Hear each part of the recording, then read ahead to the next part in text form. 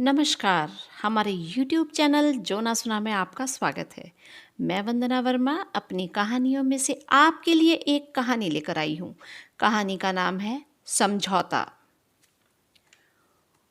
उस दिन अनुपमा के सिर में सुबह से ही तेज दर्द था। दरअसल बीती रात उसे नींद नहीं आई थी।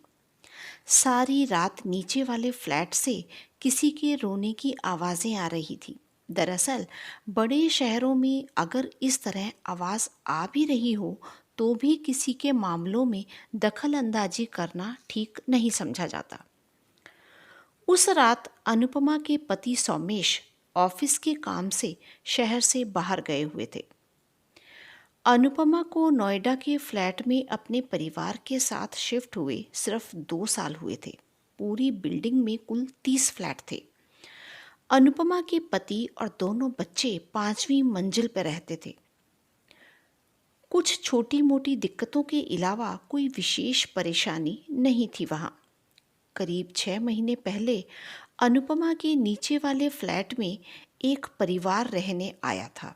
परिवार में पति पत्नी राघव और राखी अपने बेटे के साथ रहते थे। बेटा MBA फाइनल ईयर में पढ़ रहा था।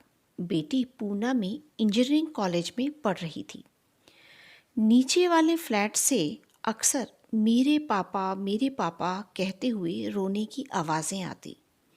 चूंकि बिल्डिंग के कुछ फ्लैट अभी खाली थे और आसपास की बिल्डिंग्स भी कुछ दूरी पर थी, इसलिए आवाज़ें रात को गूंजती थी। रह रहकर रात को मिसेस राखी के रोने की आवाज़ें अनुपमा को बेचैन कर रही थी।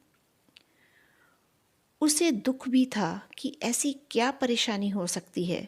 मिसेस राखी को नौकरी कर रही है, इंडिपेंडेंट है। अगले दिन अनुपमा के पति जब घर लौटे तो उसने उन्हें भी बीती रात की बात बताई। कुछ दिन बाद एक बार साथ वाले फ्लैट में रहने वालों से अनुपमा के पति ने इस बारे में बात की तो वो बताने लगे कि मिस्टर शर्मा को शराब की लत है। जब चाहें घर में बात बेबात उलझने लगते हैं।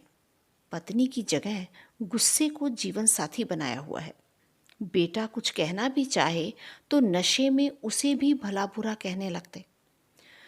सोमेश ने घर आकर अनुपमा को यह सब बताया। इसके बाद रोजाना की तरह सोमेश अपने ऑफिस चले गए। अनुपमा का मन अब भी शांत नहीं था।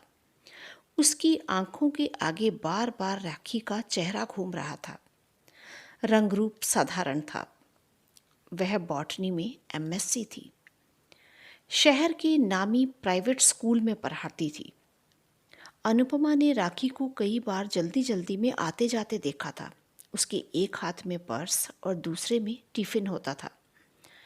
अनुपमा का मन हुआ कि उससे पूछे कि वह पढ़ी लिखी है, फिर क्यों शराबी पति को सहन करती है। शायद वो यह सोचकर चुप थी कि लोग क्या कहेंगे। साथ ही घर बसाए रखने के लिए उसे हर समझौता मंजूर था।